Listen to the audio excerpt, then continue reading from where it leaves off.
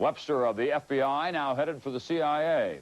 A major Israeli indictment in a big American spy case. NBC Nightly News with Tom Brokaw. Good evening. One of the major tasks for President Reagan as he repairs his administration following the Tower Commission report on the Iran-Contra affair has been to find a new director of the CIA. Well, tonight the White House announced that FBI Director William Webster has accepted the president's nomination. Webster, who has received high marks for his stewardship of the FBI for the last 9 years, is a former federal judge from Missouri.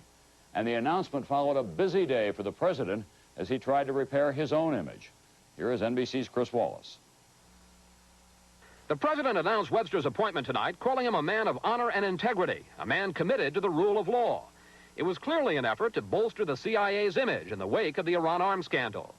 The Webster appointment came after several top candidates said they were not interested, one of them turning down an offer. Oh, a variety of reasons. I just want to get back to private life for a while. The FBI appointment was part of an effort today to counter the image of a disengaged president. Welcome back to the briefing room for the first time in 3 months, Mr. Reagan was feisty. I haven't been away. The president came to announce the U.S. will respond tomorrow to the Soviet offer to eliminate medium-range missiles in Europe. Aides admitted it was largely a pretext to show him looking presidential. But when reporters started asking about the Iran arms scandal, Mr. Reagan ducked out. I'm prepared to talk on background. All day, the White House was hard at work, showing a president hard at work. They released a picture showing Mr. Reagan being briefed on Mozambique and Angola.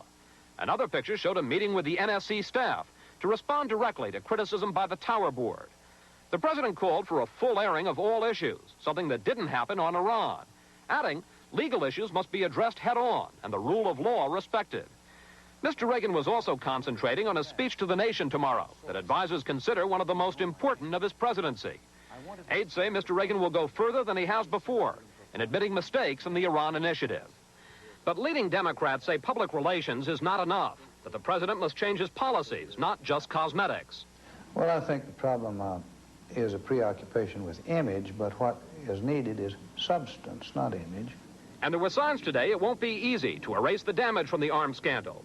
There's been a wave of stories the last few days describing Nancy Reagan as the power behind the throne. One story called her Lady Macbeth. Another said the president is being made to appear wimpish by the political interference of his wife. Politicians in both parties say a strong first lady implies a weak president. I think she reinforces the sense that the president's enfeebled and maybe not in control of everything. She's everywhere, she's hovering, she's too concerned. People close to the Reagans sharply disagree. He accepts input from his friends, among whom is his wife, his colleagues, but nobody makes a decision other than Ronald Reagan. The speedy appointment of William Webster to head the CIA is part of a new effort here to make Mr. Reagan look decisive. The public appearances, the attention to detail, the changes in personnel, it's nothing less than the president campaigning to look presidential. Chris Wallace, NBC News, at the White House.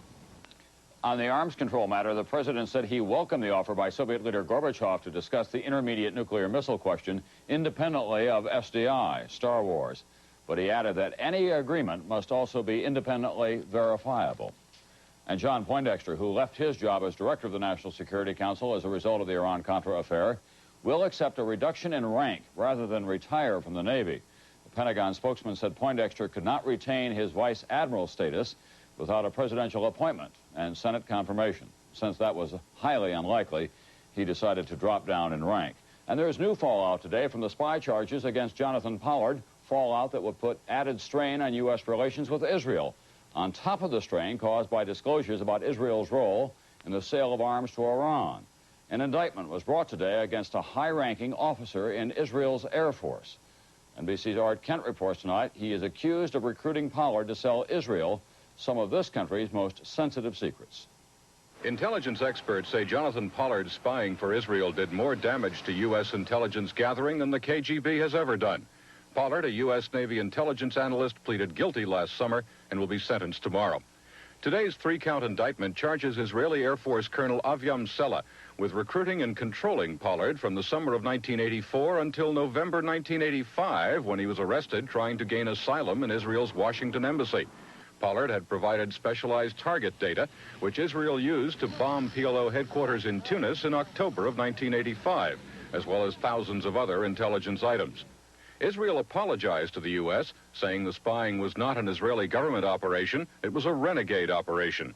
According to some observers, the damage to U.S.-Israeli relations was severe, and the Israeli government is concerned about the issue of Israeli spying in this country. We hope that there will be ways to remove this source of problem in the relationship between our two countries in the near future. Making matters worse, Israel rewarded Sella with a larger command. It's unlikely Sella will ever be tried here, since espionage is excluded from the extradition treaty between Israel and the U.S. Justice Department officials said today's indictment was a deliberate expression of U.S. displeasure with Israel. Art Kent, NBC News, Washington.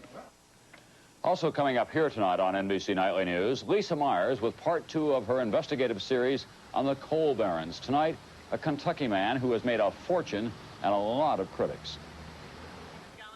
And George Lewis tonight on the death of this man of so many voices, so many characters. Danny Kaye. Taster's Choice gets its superior richness, aroma, and flavor from a blend of the very same coffee beans found in gourmet stores.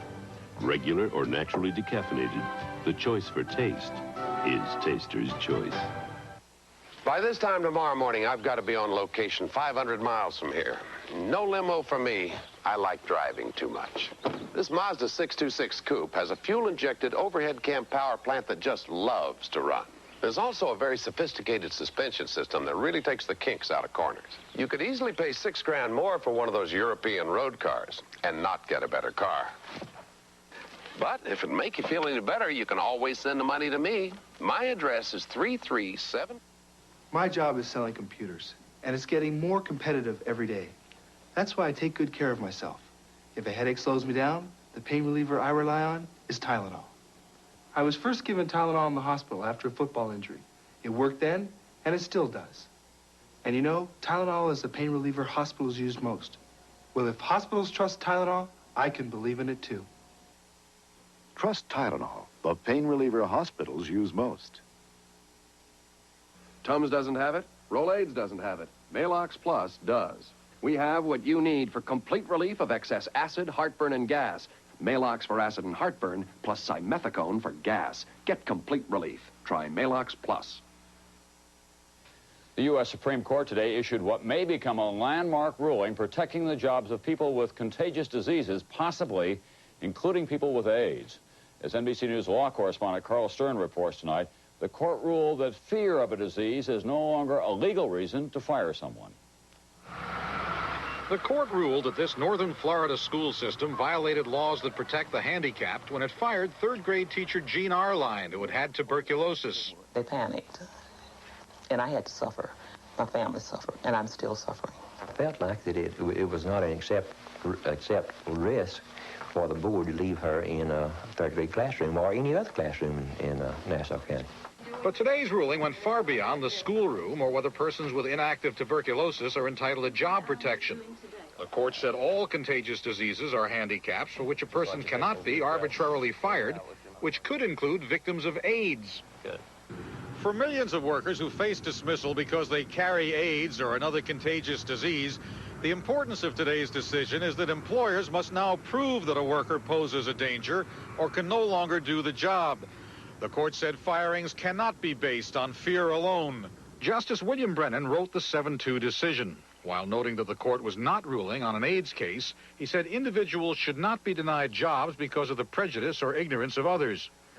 The decision was an apparent defeat for the Justice Department, which concluded last summer that the fear of AIDS, even irrational fear, could permit the firing of workers likely to carry the disease. It was the biggest victory gay rights advocates have won in the Supreme Court. The reasoning of the ruling is so broad and it's so clear that this is going to have a broad impact on employers across the country. The court made very clear that firing cannot be based on prejudice or stereotype or hysteria. Future cases will determine when it is reasonable to fire workers with AIDS and other communicable diseases. But the court said that should be based on medical judgments, not unfounded fear. Carl Stern, NBC News at the Supreme Court.